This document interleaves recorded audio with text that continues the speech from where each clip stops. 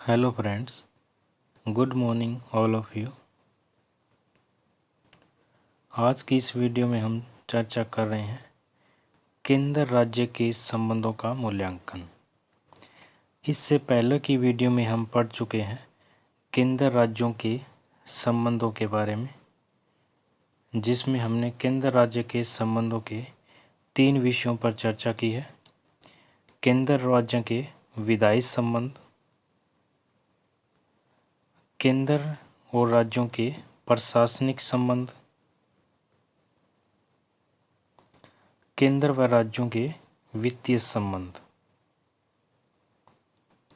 तो मुख्यतः हम केंद्र और राज्यों के तीनों संबंध पढ़ चुके हैं: विधायी संबंध, प्रशासनिक संबंध और वित्तीय संबंध।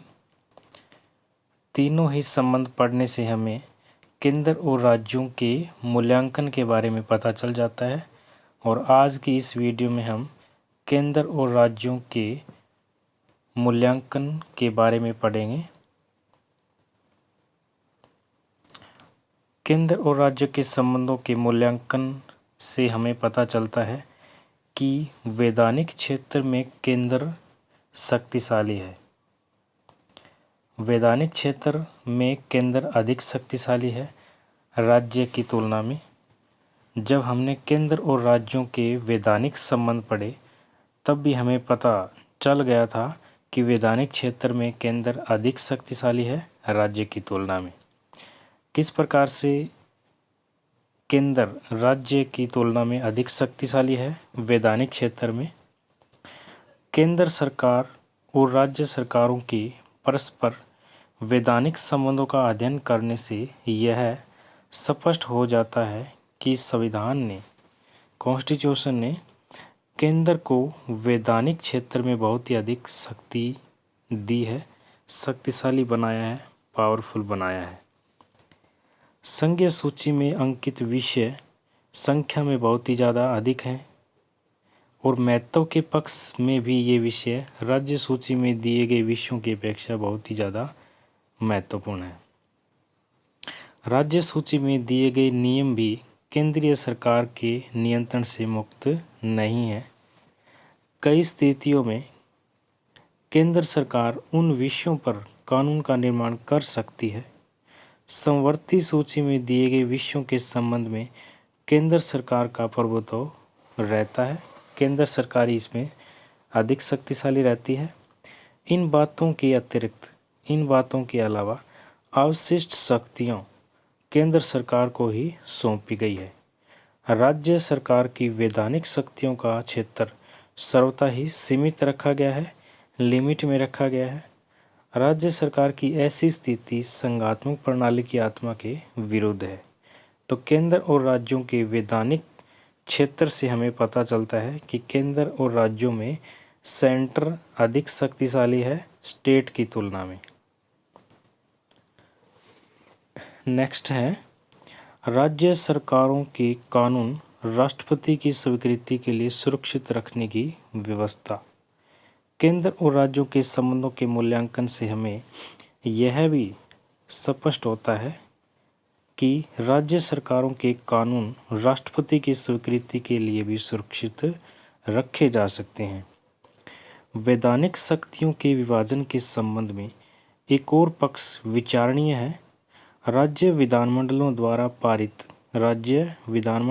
पारित किए गए कानूनों को राज्यपाल राष्ट्रपति की स्वीकृति के लिए सुरक्षित रख सकता है। राष्ट्रपति उन विधेयकों की स्वीकृति देने से इनकार भी कर सकता है।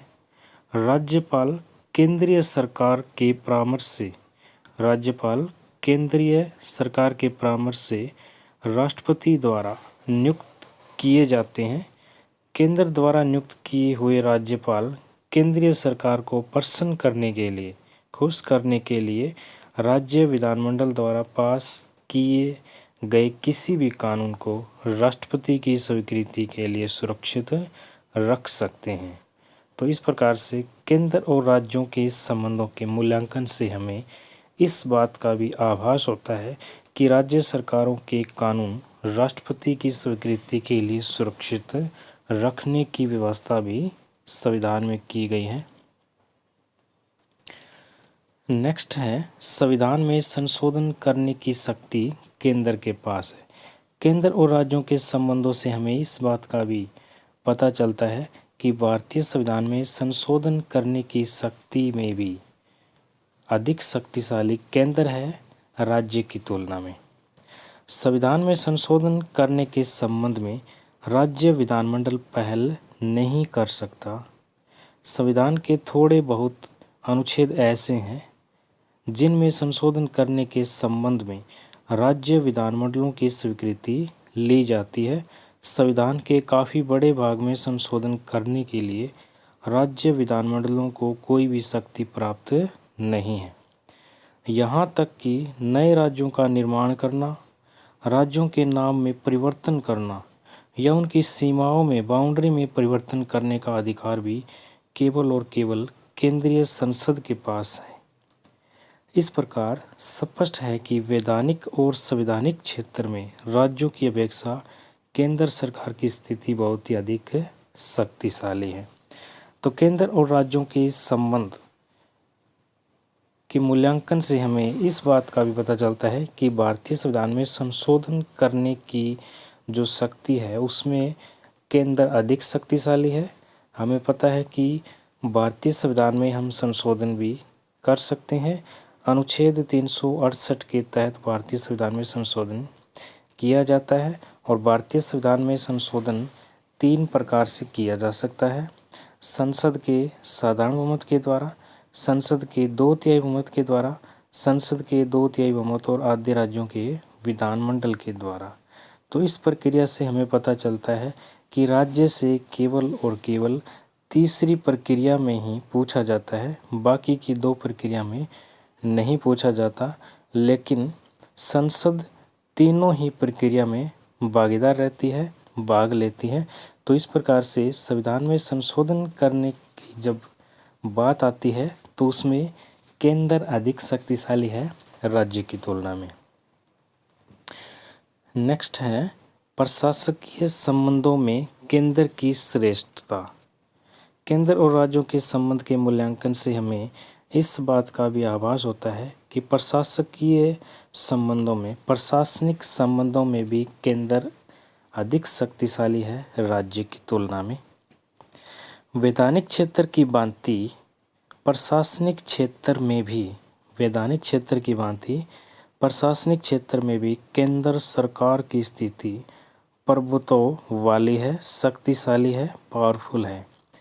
राज्यपाल राज्यों के यद्यपि संवैधानिक मुखिया होते हैं, परंतु केंद्र द्वारा नियुक्त होने के कारण वे मुख्य रूप से केंद्रीय सरकार के प्रतिनिधि होते हैं और केंद्रीय सरकार राज्यपाल द्वारा राज्य के प्रशासन में हस्तक्षेप कर सकती है। तो इस बात से भी हमें पता चलता है कि प्रशासनिक संबंधों में भी केंद्र अधिक शक्तिशाली है राज्य की तुलना में। राज्य सरकार उतनी पावरफुल नहीं है प्रशासनिक संबंधों में। इसके अलावा अगर हम अनुच्छेद 356 का जिक्र करें, आर्टिकल 356 प्रेसिडेंट रूल, राष्ट्रपति शासन, इससे भी हमें पता चलता है कि केंद्र अधिक शक्तिशाली है राज्य की तुलना में।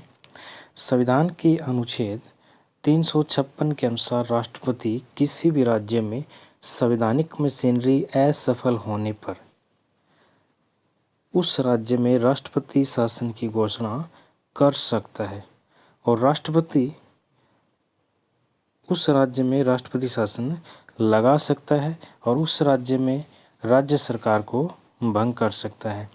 तो इस प्रकार से उस राज्य का पूरा प्रशासन राष्ट्रपति के नियंत्रण में आ जाता है, राष्ट्रपति अपने कंट्रोल में कर लेता है। तो इस प्रकार से केंद्र और राज्यों के संबंधों के मूल्यांकन से हमें इस बात का भी आभास होता है कि अनुच्छेद 356 में राष्ट्रपति राज्य का प्रशासन अपने नियंत्रण में कर सकता है और अनुच्छेद 356 का अनेक बार दुरुपयोग भी हुआ है, मिसयूज भी हुआ है। अनुच्छेद 356 का प्रयोग राष्ट्रपति के द्वारा तभी किया जाता है जब राज्य की संवैधानिक मशीनरी असफल हो गई है। राज्य का प्रशासन संविधान के नियमों के अकॉर्डिंग चलाना मुश्किल हो गया है, लेकिन अनेक बार ये भी देखा गया है कि अनुच्छेद 356 उन परिस्थितियों में भी लगाया गया है जब राज्य का प्रशासन संविधान के नियमों के अकॉर्डिंग चल रहा होता है। तो इस प्रकार से केंद्र और राज्यों के संबंधों से हमें इस बात का भी पता चलता है कि अनुच्छेद 356 के मामले में भी केंद्र अधिक शक्तिशाली है राज्य की तुलना में। राज्यपाल केंद्र के प्रतिनिधि के रूप में केंद्र और राज्यों के संबंधों के मूल्यांकन से हमें इस बात का भी आभास होता है कि राज्यपाल केंद्र के केवल प्रतिनिधि के रूप में, एजेंट के रूप में ही कार्य करते हैं। राज्यपाल की नियुक्ति केंद्र सरकार के परामर्श अनुसार राष्ट्रपति के द्वारा की जाती है तथा वे राष्ट्रपति के प्रति उत्तरदायी होते हैं। भारतीय राजनीतिक प्रणाली का गत अर्ध शताब्दी का इतिहास इस सत्यता को प्रमाणित करता है कि अनेक राज्यपालों ने, अनेक गवर्नरों ने केंद्र सरकार के संकेतों पर ही ऐसी कार्रवाई की है जो संसदीय प्रजातंत्र के सिद्धांत के अनुकूल नहीं थी। राज्यपाल के पद की व्यवस्था राज्य के संवैधानिक मुखिया के रूप में की गई है, किंतु कई राज्यपालों ने संवैधानिक मुखिया के रूप में कम और केंद्र सरकार के प्रतिनिधि, एजेंट के रूप में अत्यधिक भूमिका निभाई है, अभिनीत की है। तो इस प्रकार से केंद्र और राज्यों के संबंधों के मूल्यांकन से इस बात का भी आभास होता है कि राज्यपाल केंद्र के एजेंट के रूप में कार्य करते हैं। नेक्स्ट है वित्तीय संबंधों में केंद्र का प्रभुत्व। केंद्र व राज्य के संबंधों के मूल्यांकन से हमें इस बात का भी आभास होता है कि वित्तीय मामलों में, फाइनेंशियल एरिया में भी केंद्र अधिक शक्तिशाली है राज्य की तुलना में। वित्तीय क्षेत्र में भी राज्यों की स्थिति जो है वो केंद्रीय सरकार की अपेक्षा अच्छी नहीं है, महत्वहीन है। राज्य सरकारों को दिए गए आय के साधन इतने कम हैं कि राज्य सरकार अपनी विकास योजनाओं और अन्य आवश्यकताओं को सुगमता से पूरा नहीं कर सकती। ऐसी स्थिति में, ऐसी सिचुएशन होने के कारण राज्य सरकारों को केंद्रीय सरकार से सहायता की मांग करनी पड़ती है, सब्सिडी की मांग करनी पड़ती है, अनुदान की मांग करनी पड़ती है। यदि केंद्र और राज्यों में एक दल की सरकारें हो तो काम में अड़चनें पड़ने की संभावना कम हो जाती है, लेकिन यदि केंद्र में किसी और दल की तथा राज्य में किसी और दल की सरकार हो तो वित्तीय सहायता के संबंध में केंद्रीय सरकार और राज्य सरकार में तनाव उत्पन्न हो सकता है। तो इस प्रकार से केंद्र और राज्यों के संबंधों के मूल्यांकन से इस बात का भी आभास होता है कि वित्तीय मामलों में भी केंद्र अधिक शक्तिशाली है राज्य की तुलना में, और केंद्र समय समय पर राज्यों को वित्तीय सहायता भी करता है, अनुदान के रूप में, सब्सिडी के रूप में समय समय पर केंद्र राज्य की सहायता वित्तीय रूप में करता है। इसके अलावा अगर हम जिक्र करें कि नवीन राज्यों की स्थापना तथा उनकी सीमाओं में परिवर्तन करने की शक्ति भी केंद्र सरकार के पास है, यह शक्ति राज्य सरकार के पास नहीं है। केंद्र और राज्यों के संबंधों के मूल्यांकन से हमें इस बात का भी आभास होता है कि नए राज्यों की स्थापना करनी हो या उनकी सीमा, बाउंड्री में परिवर्तन करना हो या उनका नाम बदलना हो, तो यह कार्य भी, यानी इस मामले में भी शक्ति केंद्र के पास अधिक है, राज्य के पास शक्ति नहीं है। नवीन राज्यों की स्थापना करना तथा उन्हें संघ में सम्मिलित करने की शक्ति भी केंद्रीय संसद को प्रदान की गई है। इस विषय में राज्य विधानमंडल को कोई भी अधिकार प्राप्त नहीं है। केंद्रीय संसद किसी राज्य का क्षेत्र कम अथवा बढ़ा सकती है, किसी राज्य का क्षेत्र कम कर सकती है या उसको बढ़ा सकती है। कौन? संसद। किसी राज्य की सीमा में परिवर्तन करना है, किसी राज्य की सीमा बाउंड्री में बदलाव करना है तो यह कार्य भी संसद कर सकती है। किसी राज्य का नाम परिवर्तित करना है, किसी राज्य का नाम बदलना है, संसद यह कार्य करेगी। किसी राज्य का कोई भाग कम करके अन्य राज्य के साथ जोड़ना, एक राज्य का विभाजन करके दो राज्यों का निर्माण करना, यह सभी कार्य संसद के द्वारा किए जाते हैं। तो इस प्रकार से केंद्र और राज्यों के संबंधों के मूल्यांकन से इस बात का भी हमें आभास होता है कि केंद्र अधिक शक्तिशाली है राज्य की तुलना में। तो आज की इस वीडियो में हम पढ़ रहे हैं केंद्र और राज्यों के संबंधों का मूल्यांकन। केंद्र और राज्यों के संबंधों का मूल्यांकन हमने अनेक विषयों के आधार पर किया है, जिसमें पहला पॉइंट हमने पढ़ा वैधानिक क्षेत्र में केंद्र की प्रभुता, कि वैधानिक क्षेत्र में केंद्र अधिक शक्तिशाली है, राज्य उतना शक्तिशाली नहीं है।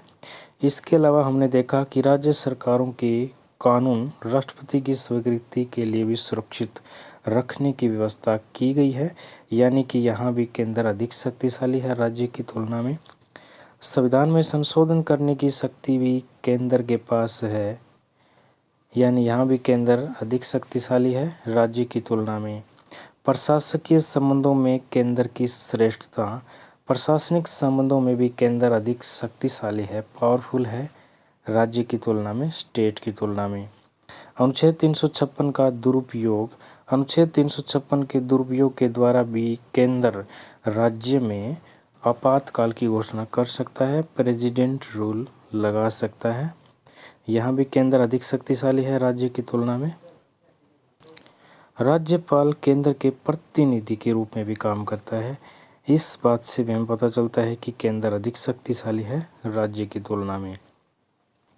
वित्तीय संबंधों में केंद्र का प्रभुत्व भी देखने को हमें मिलता है, यानी कि वित्तीय मामले में भी केंद्र अधिक शक्तिशाली है राज्य की तुलना में, क्योंकि केंद्र के द्वारा समय समय पर राज्य की सहायता की जाती है, सब्सिडी दी जाती है, अनुदान दिया जाता है। और नवीन राज्यों की स्थापना तथा उनकी सीमाओं में परिवर्तन करने की शक्ति भी केवल संसद के पास है, पार्लियामेंट के पास है, यानी कि यहाँ भी केंद्र अधिक शक्तिशाली है राज्य की तुलना में। तो केंद्र और राज्यों के संबंधों के मूल्यांकन से हमें इस बात का आभास होता है कि केंद्र अधिक शक्तिशाली है राज्य की तुलना में। थैंक यू, धन्यवाद।